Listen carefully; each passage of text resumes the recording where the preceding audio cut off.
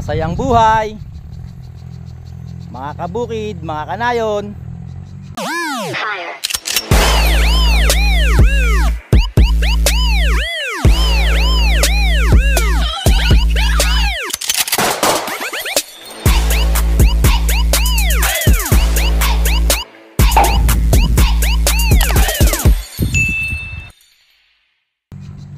Andito na naman po ulit tayo sa farm para mag-update ng ating mga gawain dito. So ayun, mga kabukid, mga kanayon, oh, eto na yung mga magigiting na na magsasaka. Tranghero.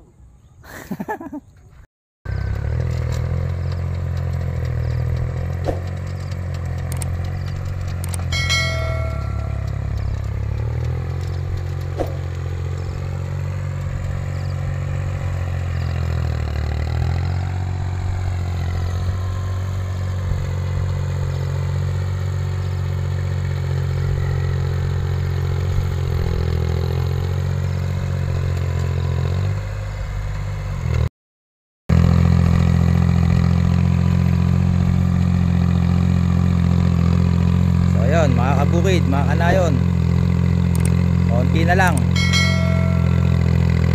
mga ilang ikot na lang to.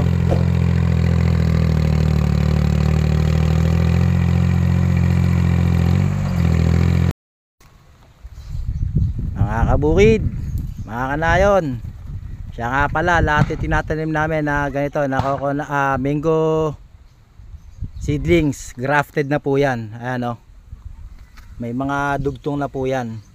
Ayan,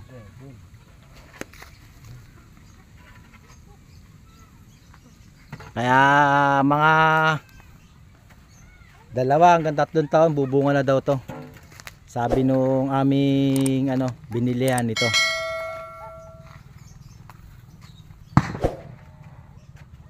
So ayun, para alam nyo din na grafted lang yung aming tinanim dito.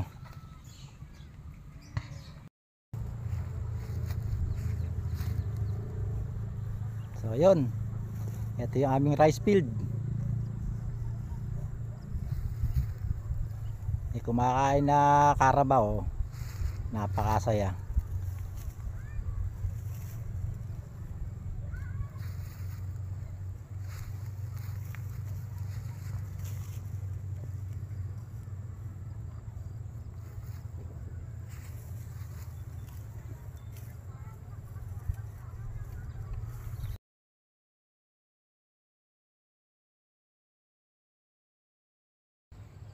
Balik tayo, mga kabukid, mga kanayon.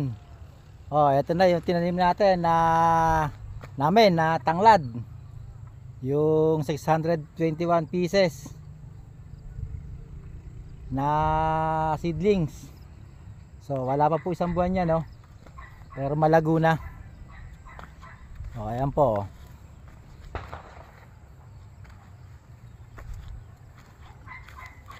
Ito na po yung ating mga tanglad. Halos lahat naman po ay nabuhay.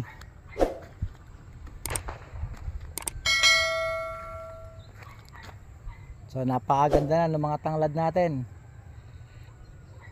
Inaanyayaan ko po, baka po may mga buyer dyan. Pagka lumago po ito, direktang mensahe lang po. Ano po to, mga hybrid po yung aming tanglad na tanim na ito.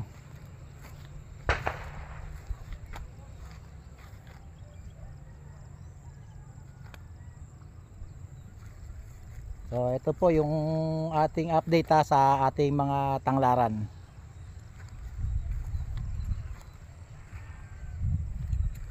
So yun lang muna, mga kabukid, mga kanayon.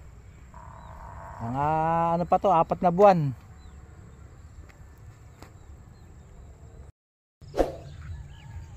Mga kabukid, mga kanayon, dito ko na muna tinatapos ng aking video. Maraming salamat at hanggang sa muling pagkikita. I know is not enough.